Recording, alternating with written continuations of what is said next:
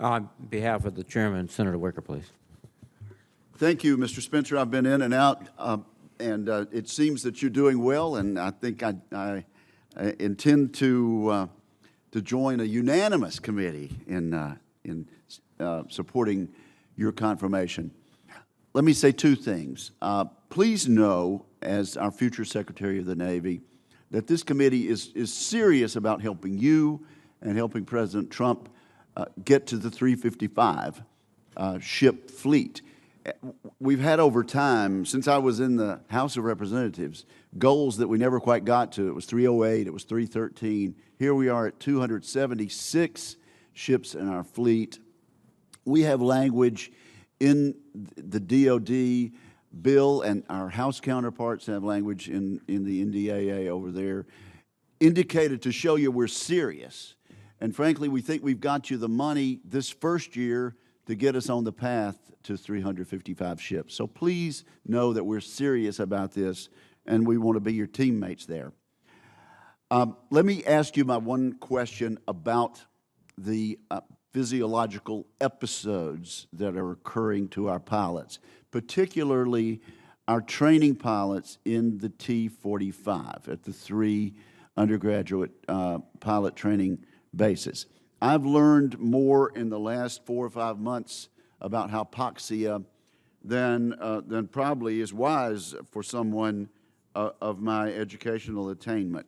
But I've learned that there are many types of hypoxia, but the real problem with the training planes and our 3 pilot training stations is the histotoxic hypoxia, and try as we might with the best minds in the Navy and the federal government, we haven't gotten to a correct diagnosis.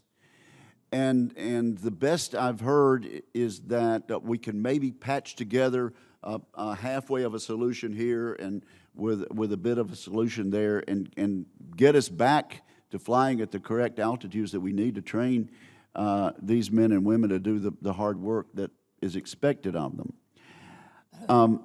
And you've already testified in answer to Senator Ernst's question that these PE physiological episodes will remain a top priority. Thank you for that. We put a little something in the bill that I want to draw your attention to, and I hope it stays in the bill and is signed by the President. And it basically says, while we're putting the best minds of the government at work, the Navy and DOD can, if they want to, not forced to, but can, if they want to, implement a prize competition. Now, you come from the private sector, sir, and all we're doing is saying, after the best minds that we have in the federal government have tried and so far haven't found the exact diagnosis of what the problem is that causes this histotoxic hypoxia, we could offer a prize to anyone in the country, anyone on the face of the globe for that matter, and you don't pay the money unless you get a solution.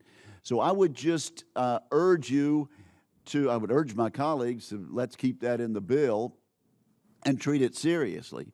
And I would urge you, after you're confirmed, and if we don't get to a solution, which I certainly hope we get to a solution quickly, but if we don't, take this provision seriously, and let's unleash the brain power of the entire country and the entire globe to try to get to the solution.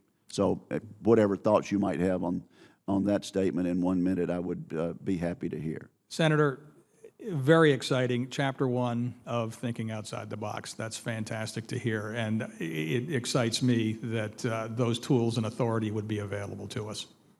Thank you. And thank you, Mr. Chairman. Yield back.